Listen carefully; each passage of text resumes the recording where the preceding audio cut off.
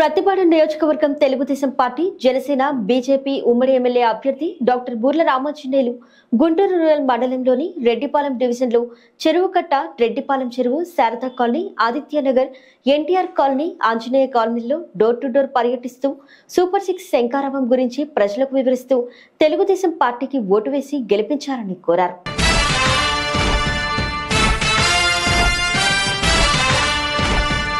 కదలి రండి తెలుగుదేశ కార్యకర్తలారా, త్యాగాలకు వెనుదీయని దేశభక్తులారా. కదలి రండి తెలుగుదేశ కార్యకర్తలారా, త్యాగాలకు వెనుదీయని దేశభక్తులారా. నందమూరి ఆశయ రథ సారథ్యం మీదే, చంద్రబాబు స్వర్ణాంధ్రకు నిర్మాతలు మీరే.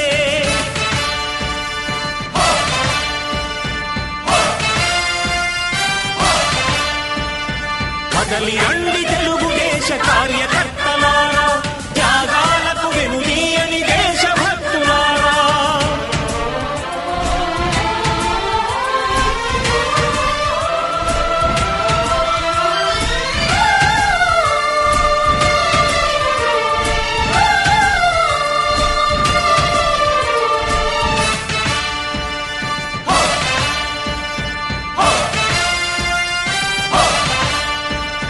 పార్టీకే అంకితమై పనిచేసే మీరు దేశంలో నిలిపారు మన పార్టీ పేరు.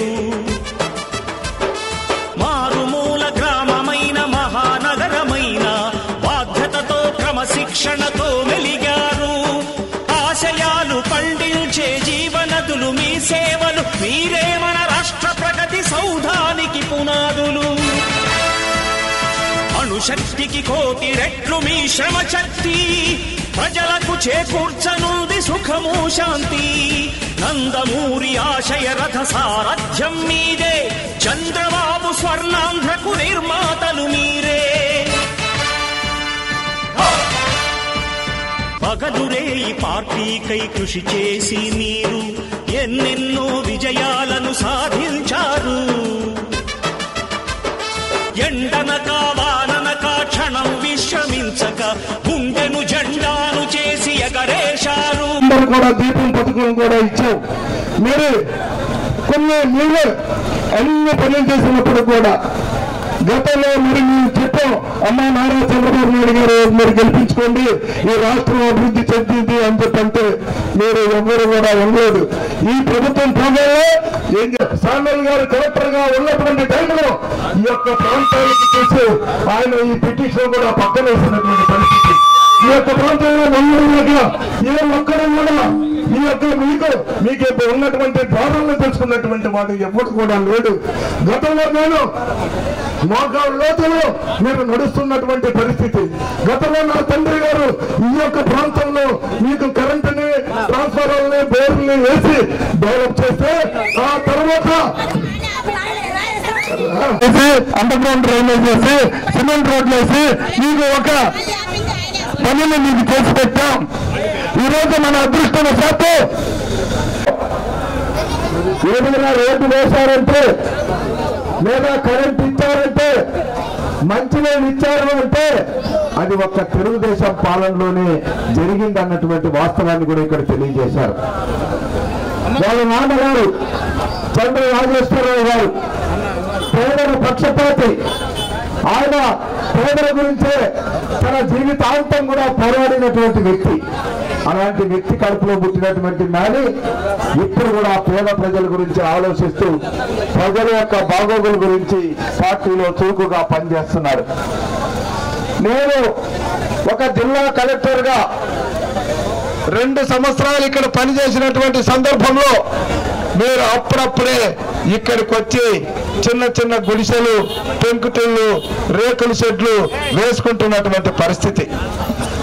అప్పుడు నా దగ్గరకు వచ్చి కొంతమంది ఇక్కడ చుట్టుపక్కల భూములు ఉన్నటువంటి వాళ్ళు అది చెరువు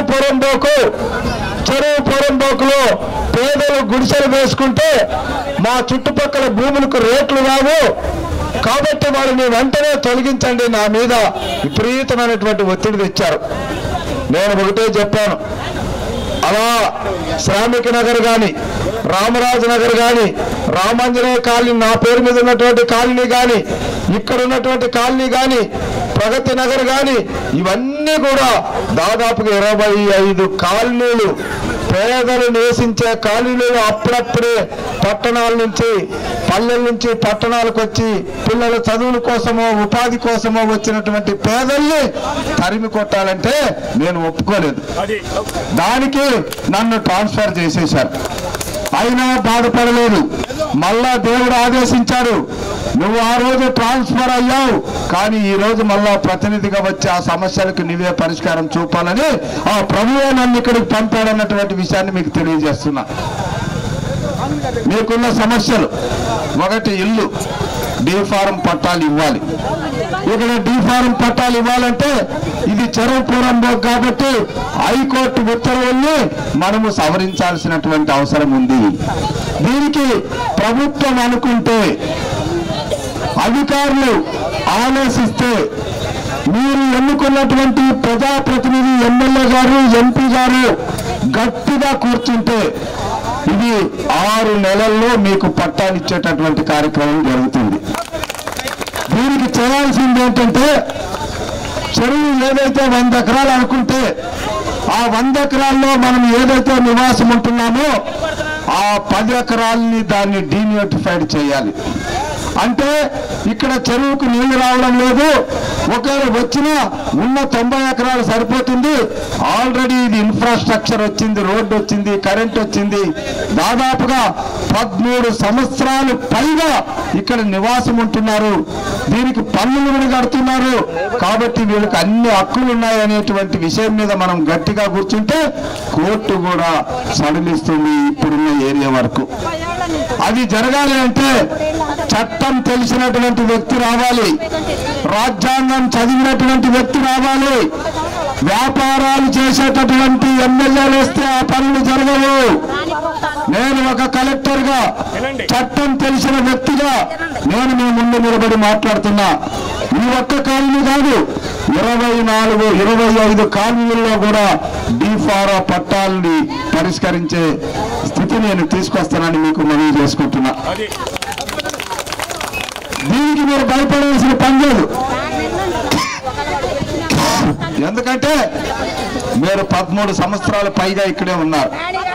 3 సంవత్సరాల పైగా ఆగండి అమ్మా, మీరు నాకు అంతా అర్థమైంది. నేనేమి చదువులేనటువంటి మూర్ఖుని కాదు, ఐఏఎస్ చదివా.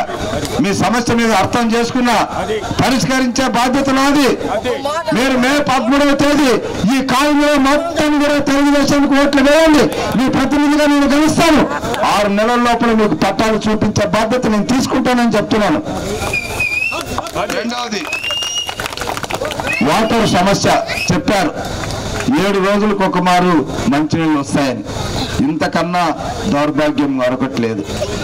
ఈ కాలనీకి అప్పుడు నేను పంచాయతీరాజ్ రూరల్ డెవలప్మెంట్ కమిషనర్ ఉన్నప్పుడు లోకేష్ బాబు గారు మంత్రిగా ఉన్నారు. అప్పుడు నాని వచ్చాడు. అప్పుడు ఆయన క్రిస్టియన్ కార్పొరేషన్ కి చైర్మన్ గా ఉన్నారు. ఆయన వచ్చి సార్ పేదలు ఉన్నటువంటి దాంట్లో మంచినీళ్ళు ఇవ్వాలంటే అధికారులు చాలా మంది అడ్డుపడ్డారు. సార్ వాటికి పట్టాలు లేవు, అక్కడ మనం రోడ్డు పైప్ లైన్ వేస్తే చట్టానికి వ్యతిరేకంగా అవుతుందంటే లోకేష్ బాబు గారు ఏమన్నారు తెలుసా, నేను జైలుకైనా వెళ్తాను, వాళ్ళకి నీళ్ళు ఇచ్చి తీర్తానని చెప్పి పైప్ లైన్ వేశాడు. కానీ ఆ పైప్ లైన్ ఈ వైసీపీ ప్రభుత్వం వచ్చిన తర్వాత దానికి బిల్లులు పే చేయక మధ్యలో నిలిపేసి వెళ్ళిపోయారు. ఇప్పుడు నేను చెప్తున్నా, ఈ పైప్ లైన్ ఏదైతే వేశారో దానికి ఇంటింటికి టాప్ కనెక్షన్ ఇచ్చే బాధ్యత నేను తీసుకుంటాం. అందుకే లోకేష్ బాబు గారు సూపర్ 6 లో ప్రతి ఇంటికి సురక్షితమైనటువంటి మంచినీరు ఇస్తామని శబ్దం చేశారు. లోకేష్ బాబు గారు ఏదైనా అనుకుంటే అది చేసి తీరుతారు. ఖచ్చితంగా మీ ప్రతినిధిగా ఆ సమస్య కూడా నేను పరిష్కరిస్తా. ఇకపోతే కరెంటు సరిగ్గా లేదన్నారు. ఏది సరిగ్గా ఉంది వైసీపీ పాలనలో చెప్పండి? ఏమైనా ఉందా? ఏమైనా ఉంది అంటే సారాయి ఉంది, పిచ్చి సారాయి ఉంది, గంజాయి ఉంది. ఈ రెండు తప్పిస్తే ఏదీ లేదు. ధరలు పెంచేశారు, పన్నులు పెంచేశారు, పన్నులు లేవు, సారాయి రేట్లు పెంచారు, అప్పులు మోపారు. ఇదే వైసీపీ పాలనలో నేను ఈరోజు జగన్మోహన్ రెడ్డిని అడుగుతున్నా సూటిగా, అయ్యా నువ్వు పేదల పక్షపాత అంటున్నావు కదా, నా మదర్ తెరిసా కాలనీలో వేల మంది పేదలు కనబడలేదా అని అడుగుతున్నా. ఇక్కడ ఉన్నటువంటి వాళ్ళు ఎవరైనా లక్షాధికారులు ఎవరైనా ఉన్నారు?